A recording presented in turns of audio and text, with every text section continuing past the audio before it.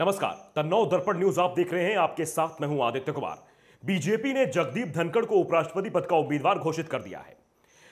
इस तरह इस बार बीजेपी ने सभी को चौंका दिया है, क्योंकि दावा किया गया है और दावा ऐसा किया भी जा रहा था कि इस बार पार्टी दलित या फिर अल्पसंख्यक वर्ग के किसी को मौका देगी। यह भी कहा जा रहा था कि देश का उपराष्ट्रपति कोई महिला हो सकती है। लेकिन जब बीजेपी के अध्यक्ष जेपी नड्डा ने पश्चिम बंगाल के राज्यपाल जगदीप धनखड़ के नाम का ऐलान किया तो सभी लोग एक बार फिर चौंक गए। वैसे मोदी बीजेपी अपने हर फैसले से देश की जनता को चौंकाती रही है। धनखड़ के सहारे बीजेपी ने एक साथ 3 राज्यों को साधने की कोशिश की है, जिसमें से 2 राज्यों में चुनाव तो 2 साल में ही है, राजस्थान और हरियाणा। इसमें से राजस्थान में विधानसभा चुनाव अगले साल ही होने हैं और जगदीप धनखड़ राजस्थान के राजनीतिक समीकरण में बिल्कुल फिट बैठते हैं, क्योंकि धनखड़ समाज जाट समाज से आता है। धनखड़ ने राजनीति की शुरुआत 1989 में जनता दल से की थी और राजस्थान के झुंझुनू से सांसद भी चुने गए थे। चंद्रशेखर सरकार में संसदीय कार्य राज्य मंत्री भी रहे। बीजेपी में जुड़ने के बाद उनको पहली बड़ी जिम्मेदारी पश्चिम बंगाल के राज्यपाल के तौर पर मिली, जहां उनका राज्य की सीएम ममता बनर्जी के साथ टकराव भी चर्चा का विषय बना रहा। लेकिन धनखड़ ने कभी भी संयम नहीं खोया। धनखड़ जाट समुदाय से आते हैं और जाट बीजेपी से कुछ समय से नाराज चल रहा है। खासतौर पर बीजेपी को राजस्थान में जाट समुदाय की नाराजगी का डर ज्यादा लगा रहता है। इसके पीछे कारण था वसुंधरा राजे सिंधिया। वसुंधरा की जो ससुराल है वो जाट रजवाड़े में है, जिसके चलते बीजेपी को वसुंधरा के नाम पर राजस्थान में जाट समुदाय का वोट मिलता रहा है। लेकिन इस बार बीजेपी वसुंधरा के नाम पर राजस्थान विधानसभा चुनाव लड़ने को तैयार नहीं दिखाई दे रही है। पार्टी अध्यक्ष जेपी नड्डा, केंद्रीय गृह मंत्री अमित शाह लगातार ऐलान कर रहे हैं कि इस बार राजस्थान में बीजेपी पीएम मोदी के चेहरे पर चुनाव लड़ेगी। राजस्थान बीजेपी में वसुंधरा विरोधी गुट भी इसी रणनीति पर चल रहा है।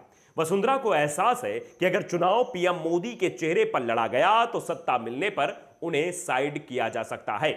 इसलिए वो पूरी ताकत लगा रही है कि उन्हें सीएम फेस घोषित किया जाए। वसुंधरा राज्य में 10 साल तक सीएम भी रह चुकी हैं, इसलिए पूरे राज्य में उनकी अच्छी खासी पकड़ भी है। बीजेपी के आधे से ज्यादा विधायक उनके समर्थक हैं, लेकिन वसुंधरा की तमाम कोशिश अभी तक कामयाब नहीं हो पाई है।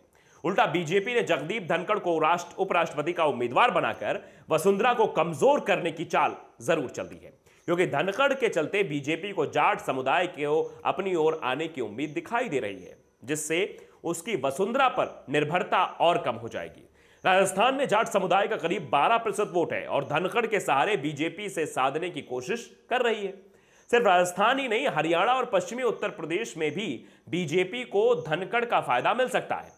हरियाणा में 25% से ज्यादा आबादी जाट समाज की है, तो पश्चिमी यूपी के कई जिलों में उनकी संख्या 25 से 30% है। किसान आंदोलन के चलते जाट बीजेपी से नाराज बना हुआ था। ऐसे में जगदीप धनखड़ को उपराष्ट्रपति उम्मीदवार बनाकर बीजेपी ने जाट समाज को मनाने की कोशिश की है, लेकिन इससे राजस्थान में वसुंधरा राजे सिंधिया की मुश्किलें जरूर बढ़ती हुई दिखाई दे रही हैं।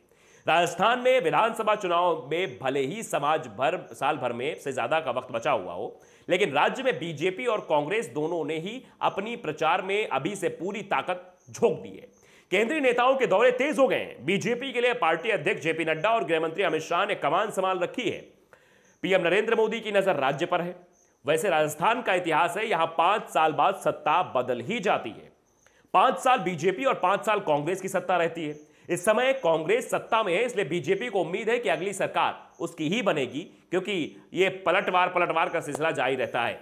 तो अब क्या कुछ होगा राजस्थान में, यह वक्त बताएगा। लेकिन फिलहाल उपराष्ट्रपति पद का उम्मीदवार धनखड़ को बनाकर अब जाट वोटों में अपनी तरफ खींचने की कोशिश बीजेपी की है, क्योंकि वो अभी तक वसुंधरा के खेमे में जा रहा था। तो नौ दर्पण न्यूज को अगर आपने सब्सक्राइब नहीं किया, सब्सक्राइब कर लीजिए, बेल आइकन दबाइए, ताकि खबरें आप तक जल्द से जल्द पहुंचती रहे। नमस्कार।